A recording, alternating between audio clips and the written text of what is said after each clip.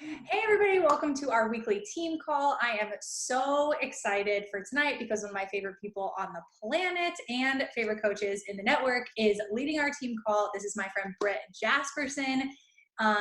Brit will give you a little bit of background about her coaching, but I'm so excited for this topic tonight because Brit is, in my mind, like a social media master and knows her brand and knows her tribe and knows how to communicate that stuff into her business. So I'm very excited for her to share with you guys tonight. I'm so grateful. Britt, thank you for being here. Of course. Thanks for having me. I'm not going to lie, you guys. Obviously, everyone knows all the craziness going on in our world right now. And I feel like one of the consequences of that, if you will, there's a lot of opportunities that come with it, but one of the consequences is just a lot more no's. I'm sure you guys have been experiencing that. Tons of people saying no, maybe even a few more people telling you, you suck, go away, I don't have money, whatever. So honestly, this came at a perfect time. Like Kelsey and I planned this so long ago, but I was so grateful that it just happened to fall on today because I was like, as much as I'm excited to teach you guys, like I need for my own morale to be like with my people. So I'm really excited for that. So thank you guys for the opportunity. Kelsey and I feel like we've been friends a million years, but I've been a coach for 5 years and we both met at our first coach summit. So I signed up March 2015 and met her, it's probably like June or July of 2016 at Coach Summit when we both were getting Country Heat Live certified. So that's how we met. And I think it's really cool actually looking back at that, like that we're both still here and we're both still doing this because how many people have 5-year-old network marketing business? Like not a lot. So it's pretty impressive. But yeah, I'm a diamond coach and I have to say, not to toot my own horn, but I would agree with Kels that my strength in the business is definitely social media. There's been plenty of things I've struggled with. I'm still definitely working on leadership. That's like where I'm at right now. That's kind of my growth spot right now. But the social media thing I have down and I really enjoy it. It's something that I would be doing even if it wasn't my job. So I feel really blessed that it is my job and like I get to help people and make money doing what I would be doing with my spare time anyway. It's pretty cool. So I wanted to first tell you, Kel specifically asked me to talk on how to create a cohesive social media to attract like a higher quality audience. So that's what I'm going to dig into. But I want to start by just telling you guys where I began, even though it's a little embarrassing. So before we dig in, if you want to go check out my social media, my handle is Miss Von Frankenstein. So MISSVON Frankenstein, all one word. But when I started this business 5 years ago, I was following 330 people on there on Instagram, and I only had 230 followers. So I was not like killing the game. I did not have a following. Obviously what I was posting wasn't that interesting because a lot of people weren't even following me back, right? So there was nothing special about me or what I had going on Instagram. And actually, other fun fact, I didn't write this down, but my first whole year as a coach, I was hitting Success Club pretty much every month from Facebook. But I literally enrolled one client off Instagram that entire year. And that was not from lack of effort. It was because I did not know what the hell I was doing. And I would tell people all the time, like, I suck at Instagram. Like, I don't get it. It's not working for me. I keep trying, but it's not working. So Instagram was not a strength of mine. It's something that I've developed. So I want to start with that and just let you guys know that even if you're like, I suck at this, I don't get it, people don't like my stuff.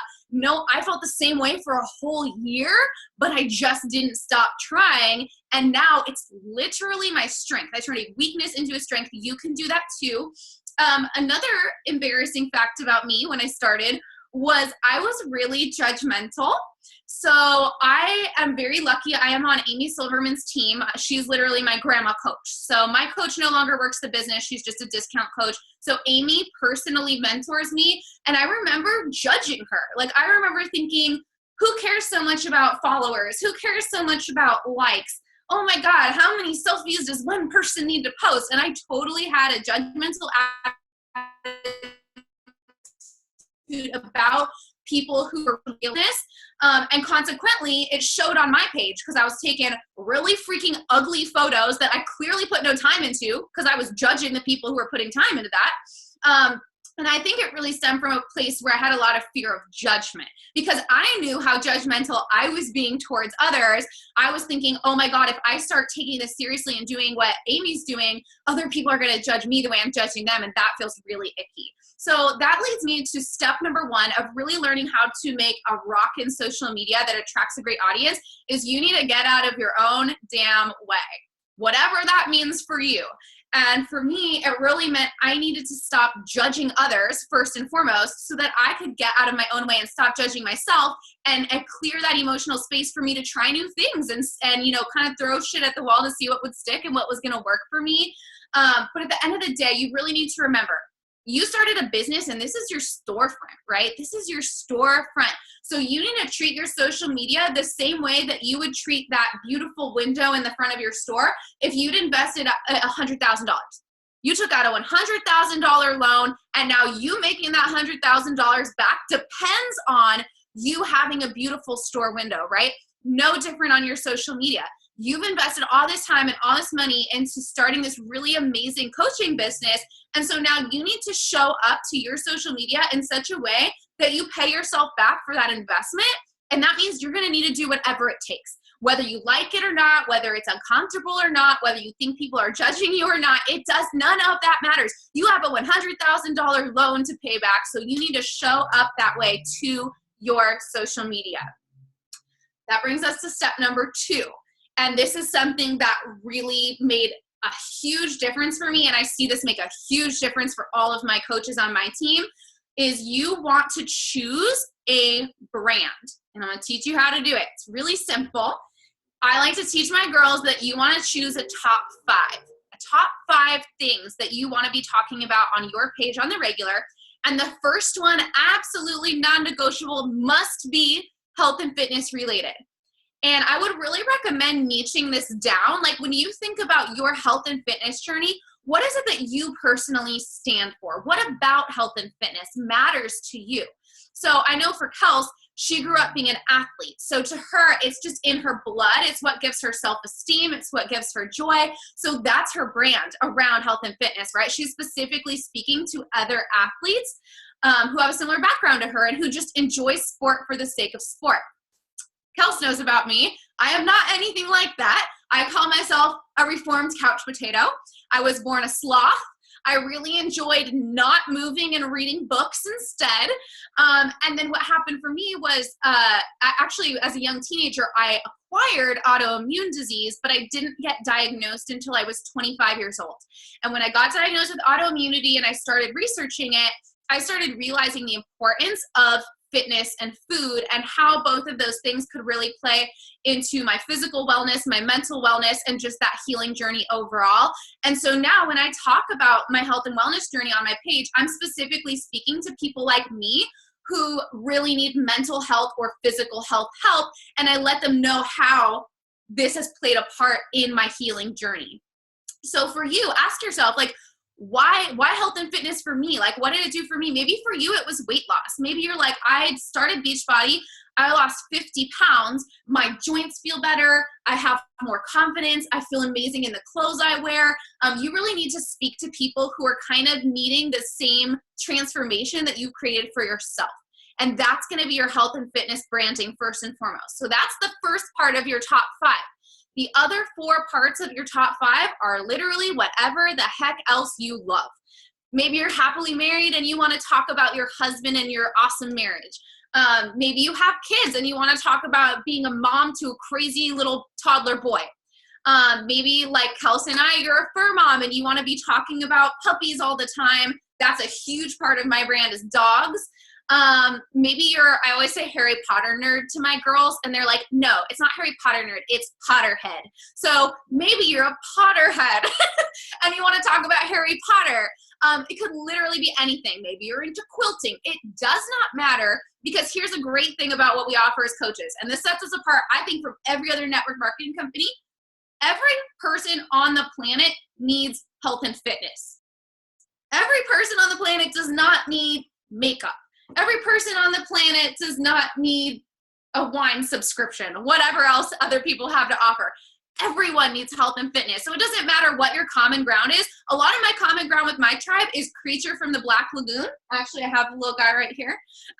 So random. What does that have to do with Beachbody? Absolutely nothing. But good news, everyone who likes this little guy also likes having confidence, also likes feeling great in their own skin, right? So I still have something to offer these people, even if it seems like it's totally unrelated. So you want to pick 4 other facets to your brand that are going to be really easy for you to talk about because there's something you're super interested in, or there's something that's like literally a part of your daily life. And so those top 5 things, your health and fitness branding, and your other 4 interests that are just a huge part of your life, that's now your brand's on social media. Which takes us to step number 3, which is create a post flow. And this is what makes social media for me so easy and such a no-brainer. I'm a very introverted person, so this job is actually keeping me outside my comfort zone at all times. And anything that I can do to protect my energy and kind of streamline things and systemize things, it really helps me be able to show up consistently and with energy and enthusiasm instead of it draining me. So a post flow is huge. Basically, you take that top 5 brand that I just taught you to create for yourself, and then you decide, okay, on Monday in the morning, I want to post, a health and fitness post. And then in the evening, I'm going to talk about something Harry Potter related. And then on Tuesday, I'm only going to post 1 time, and it's going to be a gothic fashion post. And then on Wednesday, I'm going to make another health and fitness post in the morning. And then in the evening, it's going to be a humor post. Whatever it is, however you want to space out that brand. But what you want to do is make sure that at least once a week, you are touching on each facet of that brand. So that when you connect with people and then they keep coming back and checking on your page, they continue to see that you're talking about that thing that you connected with them about in the first place. And obviously, the health and fitness is going to be sprinkled in a little more often. So preferably like at least every couple days, you're referencing your health and fitness journey and or coaching biz. Once a week for the other 4 parts of your brand, make sure that you have a flow for when you want to talk about those things. And step number 4, and this is the hardest part for me, and I still feel like I'm working on this. This is what Amy's a master of, is you want to make sure you also choose an aesthetic. So you actually want to get intentional about how your page looks. And I remember when I was a newer coach, one of the things that she taught me was she said, your page, your Instagram is kind of like a magazine. So if people go over to your Instagram page, they click on your name and they scroll a couple scrolls, you want it to look fluid. You want there to kind of be some themes in there, and you want people to kind of know what they can expect from you. It needs to look decent, right? You don't have to be a professional photographer. I'm certainly not. But just take some time to ask yourself, what are you attracted to? Like when you go to someone's Instagram and you think, wow, what a cute page. Why do you think that? What is it about their page? Do they maybe use certain colors all the time? Like maybe every single photo has a pop of pink, right? Maybe that's their favorite color, and you see that carried throughout their page. For me, I know that I like funny quotes. That's like one of my favorite reasons to be on the internet. And so I give those to my tribe every other day, Monday, Wednesday, Friday, per my post flow. And I do them on word swag so they all look the same. So there's a very clear aesthetic on my page because you go on there and all the quotes look the same. Maybe you like that grid look.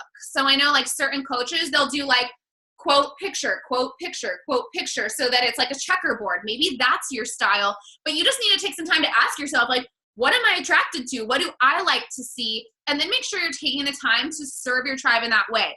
Black and white, more selfies, less selfies, whatever that is. Figure out what you enjoy, and then figure out what apps you need to download to make that doable for yourself so that you can serve your tribe the way that you want to be served, and not only have then cohesive branding and messaging, but also now you're going to have that cohesive look. And that's something that's going to really set you apart and make you start to look like a professional and make people think oh, this is a girl who actually has a business and has her crap together, not just someone who's on Instagram for a hobby just because. And the other cool thing about this that I wanted to mention, once you do really get that aesthetic down on your page, this is actually what makes your content shareable.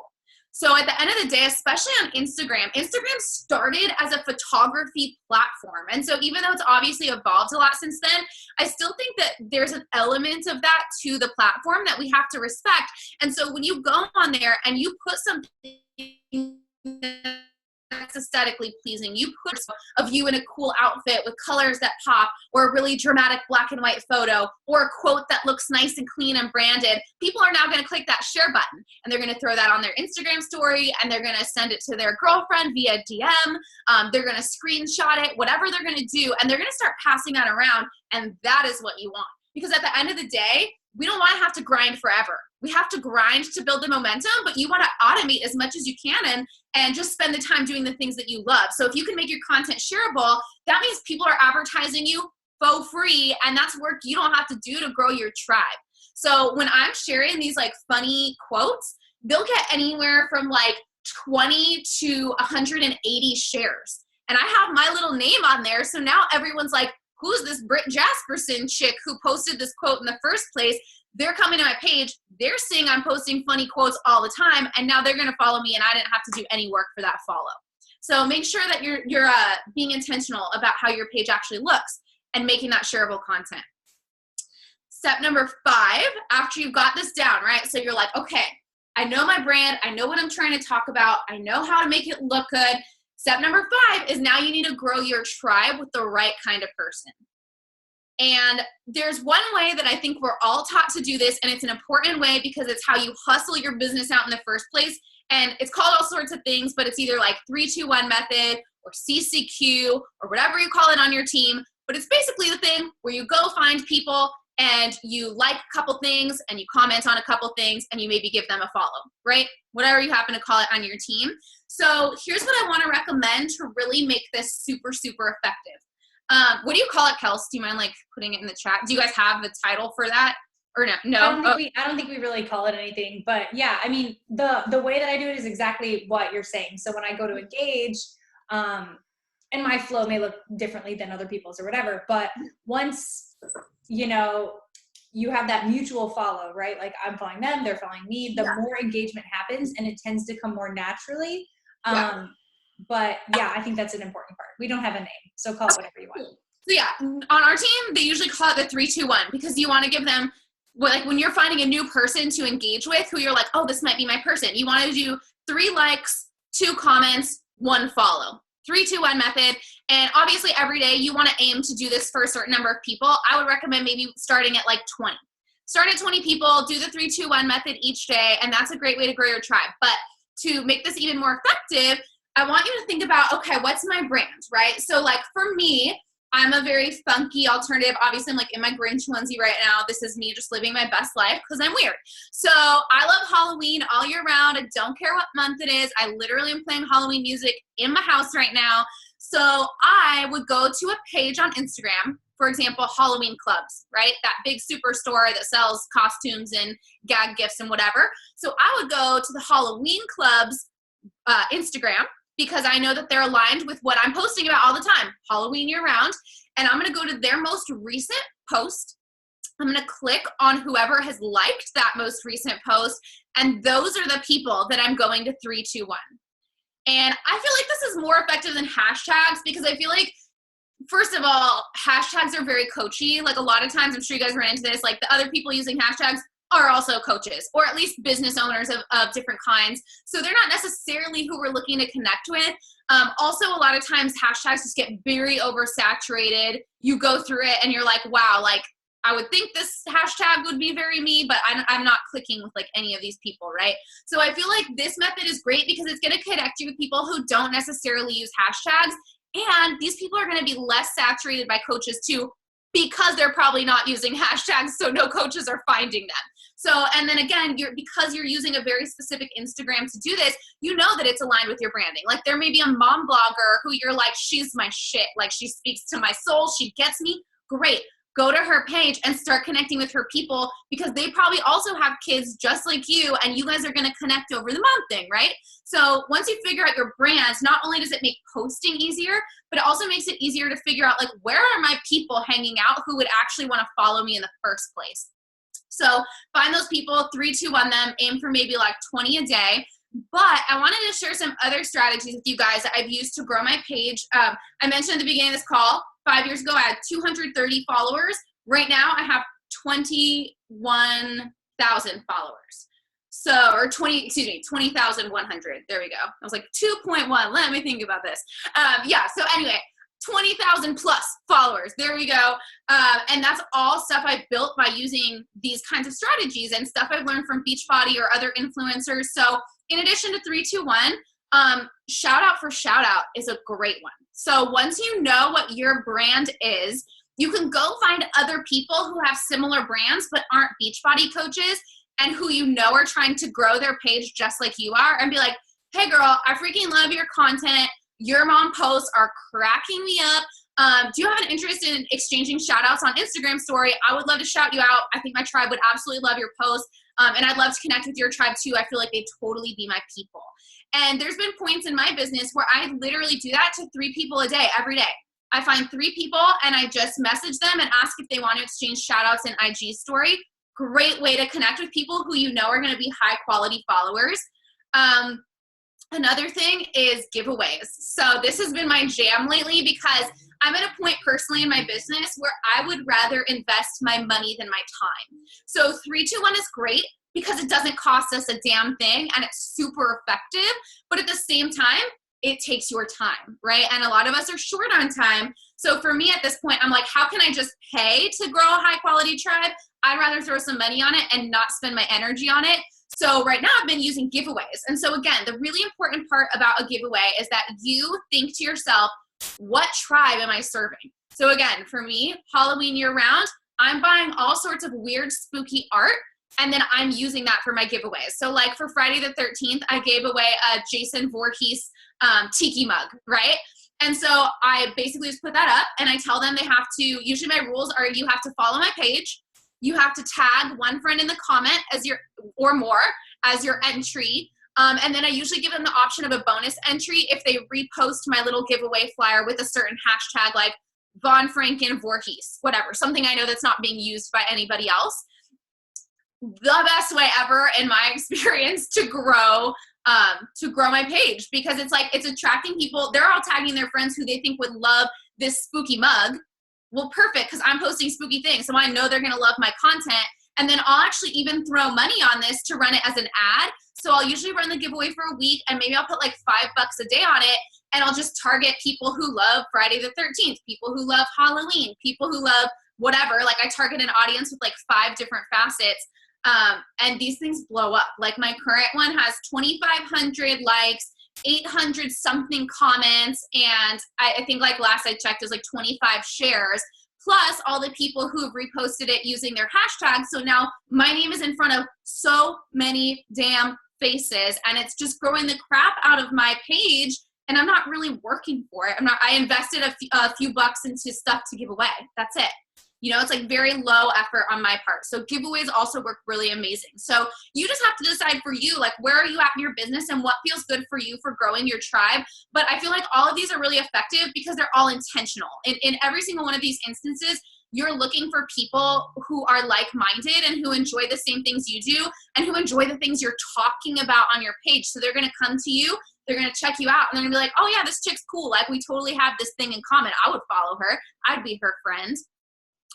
And then that leads us to the last step, step 6, which is, and I think this is why Kelsey and I are both still here as coaches all these years later, grow your self-awareness. So right now, you're at where you're at. You know what you know. You're going to create a brand based on that. But a huge part of our job as coaches is to always be learning and always be growing. And I want to encourage you to do that. And I want to encourage you to share the crap out of that journey on your page, because that's where the real value is, right? So of course we're adding value by entertaining people, by showing our collection of, Funko Pops, or showing our cute kid or dog pictures or whatever. That's all great. But when you're evolving as a human and you're growing in your own self-awareness and you're on this amazing journey, that's where people really look at you and go, oh yeah, she's more than just an influencer. She's an influencer who really has something to offer me and who can really help me transform and who can really help me change my life. And so I want to encourage you to make that a part of your branding as well. Be on that self-growth journey, share that journey out loud, and do not be afraid to evolve.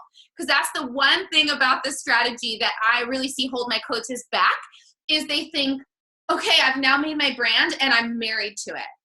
And the truth is, if you stay the same forever, like if you guys pick a brand today and in 10 years, you're still talking about that same stuff, I love you guys, but how boring are you? Like, no one wants to do the same thing for 10 years, right? So it's okay to evolve, and it's okay to say, you know what, last year I was like so super into horror movies, and this year I feel like I've watched them all and I'm over it, and now I'm watching all comedies. Fine, talk about comedies. Like, that's okay. If a couple people need to unfollow you, who cares? The good news is it opens up a whole new tribe of people for you to talk to. Maybe part of your brand was toddler mom, but guess what? Your kids are going to grow up. It's okay to talk about whatever phase of life you're in. You are not married to your brand, and it's okay for this to evolve every 3 to 6 months. Like, check in with yourself and say, am I still enjoying talking about quilting, or am I not even quilting myself anymore and I'm over it? You know, that's all right. So I just wanted to kind of give you guys that permission up front so that you know it's okay to grow yourself and then grow your brand as you change. And then the last little like bonus tip I wanted to give you, and this is probably the most uncomfortable one, but I also want to encourage you guys to get a little vulnerable or controversial at least once a week on your page. And I know that that's uncomfy because we're like, oh no, like someone's going to yell at me. They're going to tell me I suck. They're going to try to call me out, whatever. But again, the goal is you want your page to grow with the least amount of effort on your part. And so when you put out these vulnerable pieces of yourself, or you put out these controversial pieces of yourself, it's going to do so many great things for your brand. It's going to weed out people who don't get you. The people who aren't your people, they're going to see that post where you gave them a little tidbit of yourself, and they're going to be like, peace out, I don't relate to that at all. Good riddance. You didn't want to waste your time having a conversation with that person anyway. Oh, sorry, I'm like running out of time. Do I need to cut this off? Okay. So you don't want to like waste your time on that person anyway. It's going to make the people who do get you love the hell out of you. So there's going to be people, when you do give those little tidbits that might be a little controversial, there's going to be people on your page who are like, preach, girl, I feel you, same, I could not agree more. Now you know you have a high quality person. Now you know that that person is your tribe, and that's someone who's going to be so much easier to talk to about what you have to offer as a coach. So both of those are great things. It's really going to help you move towards quality over quantity, and that's really what you want. And then lastly, again, you put out something controversial, that's going to get shared. People are going to be tagging their friends in it. They're going to be like, check out what this girl just said. Oh my God, can you believe it, right? And again, it's just more eyeballs on your page. So I know it's uncomfortable, but at the end of the day, we signed up for this gig. We signed up to be a leader, and it's kind of one of those things where it's like, any attention is good attention. Even if it's someone saying, oh my God, look at this dumb post, like who cares? If they're tagging their friends, maybe their friends are going to read it and be like, actually, this makes a lot of sense to me. And you're going to connect with the right person through the wrong person. So you really have to be courageous in sharing those little parts of yourself. You don't necessarily want to lead with that because people would be exhausted if you were just always controversial. But I think to put that out there once every week or two is only going to help your brand and not hurt it. So from there, any questions from anybody? Brit, that was awesome. So I guess I have a big question, and I'm glad that you brought up the last part about being a little bit more vulnerable and being a little bit more controversial.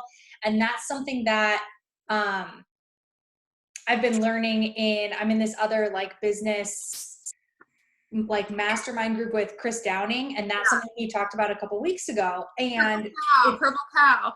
It made me realize that if you are surface all the time with your journey, if you're surface with your posts, like you really don't dig very deep. Like you only post like everything is awesome, like every workout is great, nothing is super hard, like your nutrition is always on point. Like that's very surface, and people will like, you know, they'll like it, but they don't really engage. When you decide, this is a question for you, Brett, when you decide to put out a vulnerable or controversial post, is it something that you kind of keep like a running list of like, these are things that are important to me and I want to breadcrumb them in throughout? Or is it something that like you're going through and so you feel the need to share that with your tribe? That's an awesome question. For me personally, and I think it can work either way. You just have to know what's going to work for like your personality and your schedule and stuff. But for me, it's organic. I'm just, you know this, Kels, I'm a struggler. I just struggle. I'm a very emotional, sensitive person. My brain is very noisy and very chaotic. And so for me to every once in a while say, hey, I'm struggling through something, I'm having a hard time. It just comes naturally because I'm oftentimes struggling with things, but I'm also very proactive. So when I do throw those things out there, my goal is always to use it as a teachable moment. I never really complain just to complain. I'm not just like, I need to vent, and then I like word vomit on my poor tribe. I'm more of like, okay, I recognize that I'm going through something. What do I need to do to work through it or handle it? Now that's what I'm going to share. I'm going to share, hey, you guys, I woke up this morning. I was feeling some sort of way. Here's a situation that happened, but I refuse to stay stuck there. And so here's how I'm handling it. And then that way they can be like, oh, okay, like I relate to her. I feel that way too. But now I see that there's a solution, and again, that just builds trust with your tribe and adds value to your tribe. And it also makes you more relatable. Like when coaches are just like happy, happy, joy, joy, I think people look at them and say, wow, I admire that person. I wish I was literally happy 24 hours a day, 7 days a week, like. But they also are, when you go to invite them, they're going to be like, no, thanks, because I'm not like you. I'm not happy 24/7. And then meanwhile, you're like, yeah, me either. But you haven't shown them anything else, so they're not relating to you. That's a great point. I even wrote down when you were talking about like grow your self-awareness, I wrote down that your tribe connects to your struggles probably more than they connect to like any of the other stuff that's going on in your life. Like absolutely. If you're like with our dog, we are potty training our dog. That is it's the bane of my existence. And I don't like post pictures of my dogs like shit on the floor. That's gross. But do I like use the hashtag like puppy training problems? Yes, because then I can like go find other people that are dealing with the same struggle. Like it's not just like my dog is so perfect and adorable. Like look at him sleeping. It's like, no, watch him piss on the floor while he stares you down. Like, ugh. And everyone has something, right? Like that's a very surface level problem, but I feel like you connect more with your tribe through your struggles. But that being said, how long do you think that it took you to make that like the big switch, right? So you went from, I have this tiny page and my fears and my judgment is manifesting in my business, and now I need to make a change. How long, timeline-wise, do you think it really took for you to be like, wow, now I'm finding my people? I hate this question because it's vulnerable. So I will start by saying I didn't have an issue sharing my truth from day one. So for me, I actually, weird background, but I was raised in a family that was like, be private to protect yourself. You don't want people to know your business. And I remember I have literally memories in elementary school where I was put in a position where I had to lie to somebody because my family had told me, this is a secret, don't tell anyone. And I remember it feeling horrible inside of me. And I knew from that young that like, I don't want to lie. I don't want to hide pieces of myself. I don't want to carry around other people's shame. So when I became a coach, I loved that I was immediately given permission to speak my truth and kind of say F you to that family shame that I never wanted to carry in the first place. So I didn't have trouble putting myself out there from day one. With that said, my social media still sucked for an entire year. And I remember literally in April 2016, so I've been a coach for 1 year, 1 month, I went to Amy for the first time because she wasn't technically my coach. And I said to her, I'm adding people to my network. I'm posting every day, and yet no one new is engaging with my stuff. No one new is commenting. No one new is liking. It's just the same people over and over. So I don't have anyone new to invite. And I remember her saying, if that's the case, if you truly are growing your network and no one new is engaging, you need to take a long, hard look at your page and ask why. Like, what about your content is not adding value to people? And what do you need to tweak so that it is adding value and people do want to click that like button, do want to leave a comment, do want to message you about it? And for me, actually, the bigger issue was I had great copy, but my pictures sucked. They were just, I wore ugly outfits. They were grainy. They were dark. I didn't take any time to edit them. It was like, workout's done, click, selfie done, throw it up. I just wasn't being intentional about grabbing people's attention with the picture. And so once I educated myself on how to make things a little more attractive, then I started grabbing people's attention enough for them to read the awesome captions I was writing.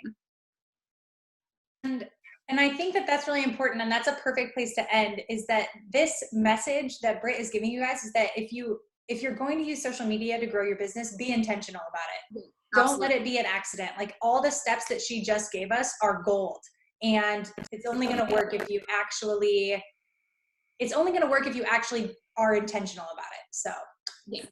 Anyway, Brit, thank you so much. We are about to be cut off by the Zoom world, but I just love you, and I cannot tell you how grateful I am for your time. Aw, thanks for having me, guys. I love Wonderfully Made. Thank you. We will see you soon. Bye.